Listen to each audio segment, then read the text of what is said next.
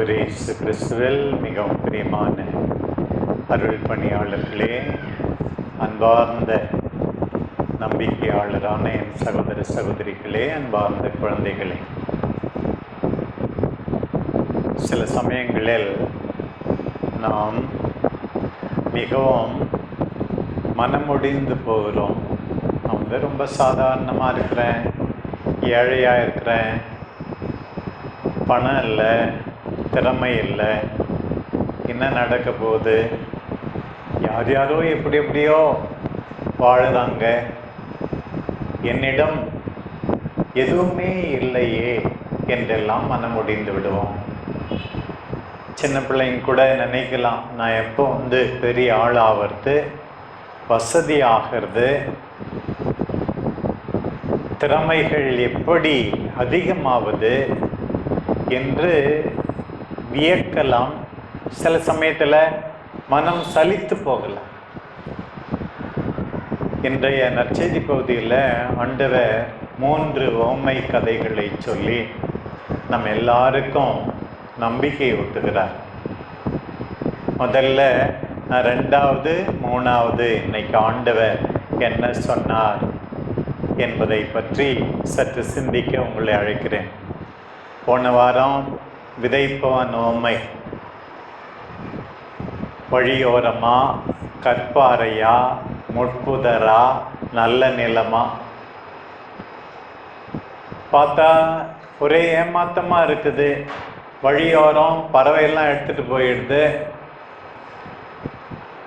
கற்பாறை நிலைத்து நிற்கவில்லை, உடனே முளைச்சாலும் முட்புதரில் முளைச்சது எல்லாம் உலக கவலை, செல்வம், சோதனை எல்லாம் இறுக்கி விடுகிறது. ஐயோ, எல்லாமே ஏமாந்து போன மாதிரி தெரியுது, ஒன்றுமே நடக்கலையேன்னு. ஆனால் கொஞ்சம் நல்ல நிலத்தில் விழுந்தது. அது 30 மடங்கு, 60 மடங்கு, 100 மடங்கு பலன் தந்ததுன்னு. நான் ஒன்று ஆறுதல் என்ன தெரியுமா, எவ்வளவு எதிர்ப்புகள் இருந்தாலும் கடைசியாக விளைச்சல் இருக்குது, அறுவடை இருக்குன்றது.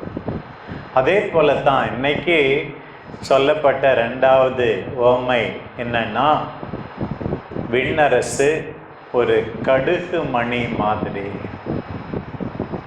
நீங்கள் கடுகு, நானும் கடுகு தான். நம்ம தொடங்குவதெல்லாம் கடுகு மாதிரி ரொம்ப சின்னது தான். மனம் தளர்ந்து விடாதீர்கள், ஆண்டவர் சொல்றார். விதைக்கும் போது மிகச்சிறிய விதையாக இருக்கிறது. ஆரம்பிக்கும் போது சாதாரணமாக தான் இருக்கும்.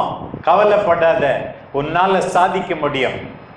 அன்பார்ந்த குழந்தைகளே, உங்களுக்கு ஆண்டவர் சொல்லுகிறார், நம்பிக்கையோடு இருந்து நல்லா படிக்க முடியும், முன்னேற முடியும், வெற்றி அடைய முடியும்.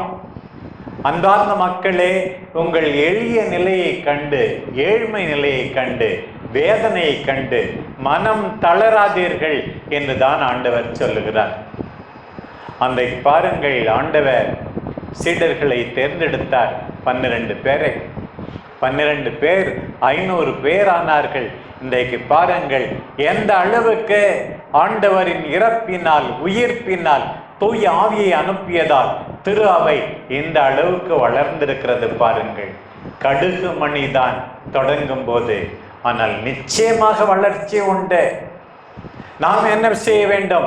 ஆண்டவரை நம்ப வேண்டும், அவரோடு ஒத்துழைக்க வேண்டும், நம்முடைய பங்களிப்பை நாம் தர வேண்டும். அவ்வளவுதான். பாருங்க, அந்த கடுகு மணி அதைத்தான் நமக்கு எல்லாருக்கும் சொல்லுகிறது. சில சமயத்தில் நம்ம என்ன செய்யறோம்? நான் கூட இந்த இறைவார்த்தை பணியை தொடங்கும் போது, என்ன செய்யறது, யாரு கேட்குறாங்க, யாருமே கண்டுக்கலையே அப்படின்னு சொல்லி, போன வருஷம்தான் இன்ஸ்டாகிராமில் ரஸ்கின்னு ஒரு தம்பி நம்ம ஆரம்பிப்போம் பிஷர் அப்படின்னு ஆரம்பித்தான். இப்போ 1,20,00,000 பேர்கிட்ட எல்லாம் இன்ஸ்டாகிராம்லேயே இறை வார்த்தையை கேட்டிருக்காங்க பாரு. சாதாரண தொடக்கம். நான் நினைக்கவே இல்லை 1 கோடிக்கு மேலே போவோம். ஒரு நிமிஷம்தான் பார்க்குறாங்க மக்கள். நம்முடைய நம்பிக்கையாளர்கள் மட்டுமல்ல, மற்றவர்களும் கேட்கிறார்கள் எனும்போது எவ்வளவோ ஆறுதலாயிருக்கிறது. கடுகு மணி மாதிரி தான். இங்கே தெரியும், நிறைய பேர் வியாபாரம் செய்கிறீங்க, தொடங்கும் போது சாதாரணமாக தான் இருந்திருக்கோம். ஆனால் இப்போ எவ்வளோ வளர்ந்துருக்குறீங்க நிறைய பேர். சில பேருக்கு நஷ்டம் ஆயிருக்கும், பரவாயில்ல. ஆனால் ஆண்டவர் கைவிட்டு விட மாட்டார். பாருங்க, நான் கேள்விப்பட்டேன், இங்கே கூட போட்டிருந்தது, நீங்கள் தாராளமாக கோயில் கட்டெல்லாம் கொடுக்கணும் அப்படின்னு சொல்லிட்டு, கோயில் வேலைக்கெல்லான்னு இந்த கோல்கேட்டு பேஸ்ட் எல்லாம் பயன்படுத்துகிறோம்ல, அந்த கம்பெனிக்காரன் முத ஆரம்பிக்கும் போது நான் 10ல் 1 பங்கு கடவுளுக்கு கொடுக்கணும் அப்படின்னு சொல்லிட்டு $1000 சம்பாதிச்சாராம் முதல்ல. அதில் $100 அவங்க சபைக்கு கொடுத்தாராம். பாருங்க. அப்புறம் கொஞ்சம் கொஞ்சமாக அந்த $1000 $10,000 ஆன உடனே அந்த $10,000ல் $1000 கொடுத்தாராம். அப்புறம் $1,00,000 அப்படின்னா பாருங்க, அவர் $1 லட்சம்னா $100,000, அதில் $10,000 கடவுளுக்கு கொடுத்துருக்கிறாரு. பாருங்க, இதே போல அந்த சபையில எல்லா நற்பணிகளும் நடந்ததாக நான் கேள்விப்பட்டேன். பாருங்க, சிறு விதத்திலே தொடங்கியது தாராளமாய் இருந்தால் ஆண்டவர் ஆசீர்வதிக்கிறார் என்பதை அதிலிருந்து நாம் கற்றுக்கொள்கிறோம். பாருங்க, கடுகு மணி, சின்ன தொடக்கம். அன்பார்ந்த பெற்றோரே, உங்கள் பிள்ளைகளை பற்றி மனம் தளர்ந்து விடாதீர்கள். ஒரே நேரத்தில் ரொம்ப நிறையா பலன் தரணும்னு எதிர்பார்க்காதீர்கள். அதே போலத்தான் அடுத்து வருகின்ற இன்னொரு உவமை, புளிப்பு மாவு. கொஞ்சோண்டு புளிப்பு மாவு, அதை ஒரு பெண்மணி 3 மரக்கால் மாவில் கலக்கிறாங்களாம். கொஞ்சம் புளிப்பு மாவு, கை நிறைய இருக்கிற புளிப்பு மாவு, 3 மரக்கால் மாவுல எல்லாம் புளிப்பு ஏறுகிறது. அவர்கள் தேவையான உணவை அவர்கள் தயாரிக்க முடிகிறது.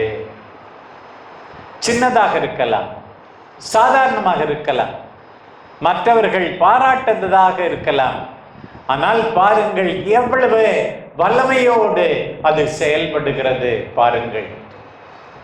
அதுபோல உன்னுடைய குடும்பத்தில் அவங்க யாரும் கோயிலுக்கு வரல, என் வீட்டுக்காரர் வரல, என் பிள்ளைங்க சொல்ற பேச்சு கேட்கறது இல்லை, இப்படிதான் நாசமா போகுதோன்னு நினைக்காத, கவலைப்படாத.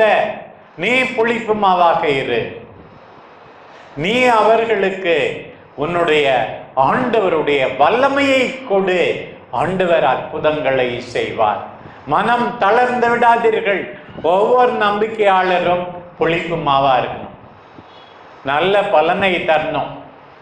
அதே போல இன்னொரு இடத்த புளிப்பு மாவு நெகட்டிவா, எதிர்மறையாகவும் சொல்லப்பட்டிருக்கிறது. லூக்கா நற்செய்தி 12ல் இந்த பரிசேயருடைய புளிப்பு மாவை குறித்து எச்சரிக்கையாரு. அவங்க எல்லாத்தையும் கெடுக்கிறாங்க. நீ கெடுக்கிற புளிப்பு மாவு கிடையாது, நீ நல்லது செய்கிற புளிப்பு மாவாக நீ இருக்க வேண்டும் என்று இன்றைக்கு ஆண்டவர் அழைக்கிறார். பாருங்கள், நம்ம எல்லாருக்கும் நம்பிக்கை. நான் கூட என்ன இப்படி இருக்குதே, இந்த நம்ம மறை மாவட்டம் இப்படி இருக்குதே, இன்னும் வளரலையே, போதுமான பணம் இல்லையே செலவு செய்ய ஒவ்வொரு பங்குக்கும். ஆண்டவர் இன்றைக்கு இந்த பகுதி வழியாக மனம் தளர்ந்து விடாதே என்று சொல்வதாக நான் நினைக்கிறேன். நம்ம தமிழ்நாட்டில் 22 மறை மாவட்டம் இருக்கு. அதில் 12 இந்த சீரோ மலபார், அதில் 4 சீரோ மலபார், சீரோ மலங்கரா அப்படின்னு இருக்கு. உங்களுக்கு தெரியும் நினைக்கிறேன்.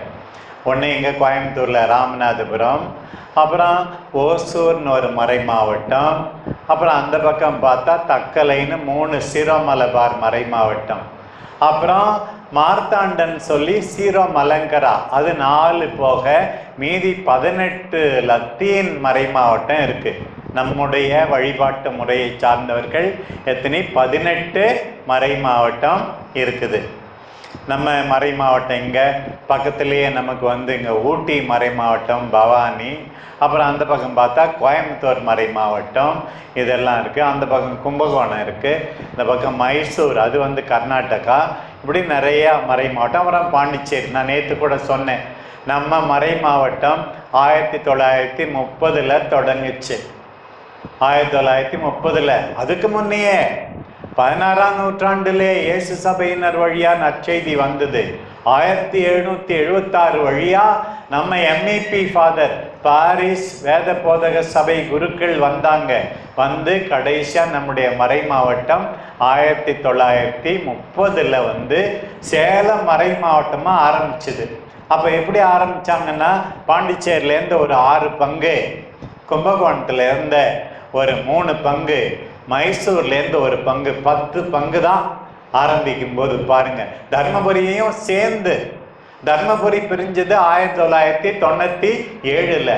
தர்மபுரி சேலம் மறை மாவட்டம் எல்லாம் சேர்த்து எத்தனை பங்கு? மொத்தம் 10 பங்கு தான். இப்ப பாருங்க, சேலத்திலே வந்து 60 பங்கு இருக்குது. தர்மபுரியில் வேற எவ்வளோ பங்கு இருக்குது. இவ்வளவு வளர்ந்திருக்கிறது பாருங்கள். சாதாரண தொடக்கம், ஆனால் இந்த அளவுக்கு வளர்ந்திருக்கிறோம் பாருங்கள். 100 ஆண்டை நோக்கி நாம் நடந்து கொண்டிருக்கிறோம். இன்னும் 3 வருஷத்துல 2030 வருது. சேலம் மறை மாவட்டம் 100வது ஆண்டை நெருங்கி கொண்டிருக்கிறது பாருங்கள். அந்த காலத்திலிருந்து இதுவரை இப்படி ஆண்டவர் வழி நடத்தி இருக்கிறார். நாம் மனம் தளர்ந்து விடவே கூடாது. சாதாரண தொடக்கம். இன்றைக்கு இந்த அளவுக்கு வளர்ந்திருக்கிறோம். இன்னும் சாதாரணமாக இருக்கிறோம். இந்த 18 மறை மாவட்டம் இருக்குன்னு சொன்னேன் இல்லையா, லத்தீன் வழிபாட்டு முறையில. அதுல 1 லட்சத்துக்கு கீழே இருக்கிற மக்கள் யாருன்னா 3 மறை மாவட்டம் தான். மீதி எல்லாம் 2 லட்சத்துக்கு மேல இருக்காங்க ஒவ்வொரு மறை மாவட்டத்திலையும். ஊட்டியில ஒரு 1 லட்சத்துக்கு கொஞ்சம் மேல இருக்கும். அப்புறம் நம்ம சேலம் ஒரு 80,000 இருக்கும்னு நினைக்கிறேன், சேலம் மறை மாவட்ட கத்தோலிக்கர்கள். அப்புறம் தர்மபுரி ஒரு 55-60, மிஞ்சி போனால் அவ்வளவுதான் இருக்கும். இந்த 3 மறை மாவட்டங்கள் கொஞ்சம் பொருளாதாரத்திலும் கொஞ்சம் நெருக்கடி தான். நமக்கு அதிக வருமானம் கிடையாது மற்ற மறை மாவட்டம். இருந்தாலும் ஆண்டவர் வழி நடத்துகிறார். நம்பிக்கையோடு இருங்கள். சிறுமந்தையே அஞ்சாதே, நீ கடுகு மணியாயிரு, நீ புலிகாரமாயிரு, நான் வல்லமை செய்வேன் என்கிறார். அதே போல உங்கள் குடும்பத்தை பற்றி நீங்கள் மனம் தளர்ந்து விடாதீர்கள். ஆண்டவர் இன்றைக்கு நம்பிக்கை கொடுக்கிறார் பாருங்க. உன் திறமையை பற்றி நம்பிக்கை இழந்து விடாதே. ஆண்டவர் நிச்சயமாக வளரச் செய்வார். சின்னதை வச்சு பெருசா ஆக்குவார். அதை வந்து ஞாபகம் வச்சுக்கணும் நீங்க. அடுத்தது இன்னைக்கு சொல்ல வந்த முக்கியமான செய்தி இந்த முதல் ஓமை கதை வழியா பாரு.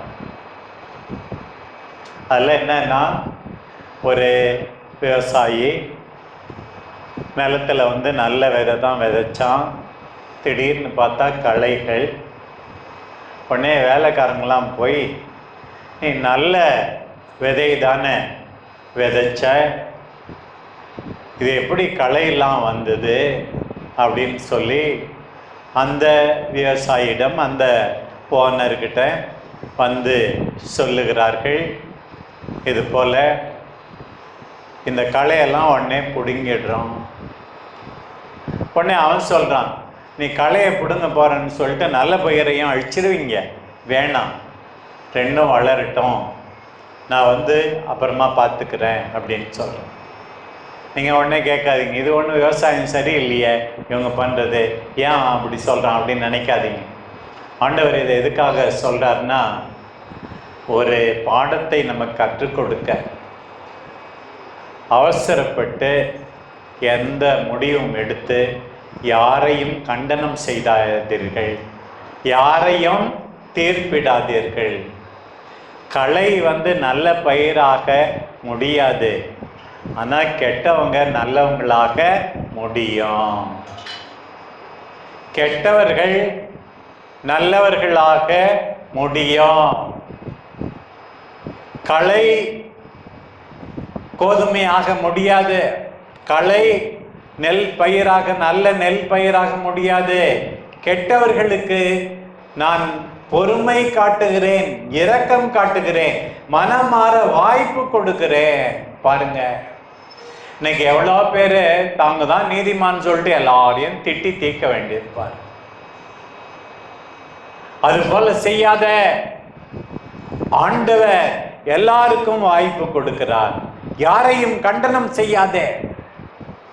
புனித பிரான்சிஸ் அசிசியார் சொன்னாராம், வழியில் ஒரு திருடம் போனார்னா, ஒரு கொலைகாரன் போனார்னா, அவர் சொன்னாராம், பிரான்சிஸ் அசிசியார், அவரை பற்றி கேள்விப்பட்டிருப்பீங்க. அங்கே போகிறான், அந்த திருடன் யார் தெரியுமா?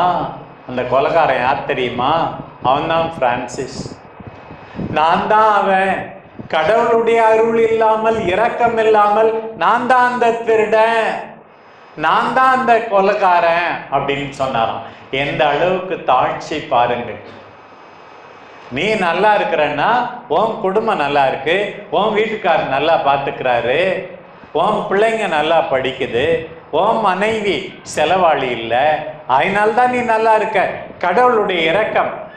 இன்னொருத்தவங்க கஷ்டப்படுறாங்கன்னா அவங்க சோம்பேறி, அவங்க கெட்டவங்க அப்படின்லாம் நம்ம சொல்லக்கூடாதான் பாருங்க. அதுக்கு தான் சாமி சொல்றார். அந்த வேலைக்காரங்க என்ன சொல்றாங்க? உடனே போய் களை அழிக்கணும். அதே போலதான் அன்பார்ந்த பெற்றோர்களே, பிள்ளைகள் மீது கொஞ்சம் பொறுமை காட்டுங்கள், திருந்துவார்கள். அவர்களுக்கு வாய்ப்பு உண்டு.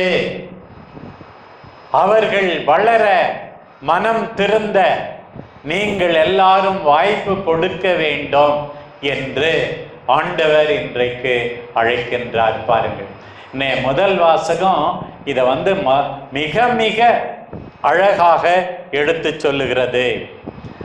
ஆண்டவரே, நீர் எல்லார் மீதும் கருத்தாயிருக்கிறீர், முறைகேடாக நீர் தீர்ப்பு வழங்குவதில்லை.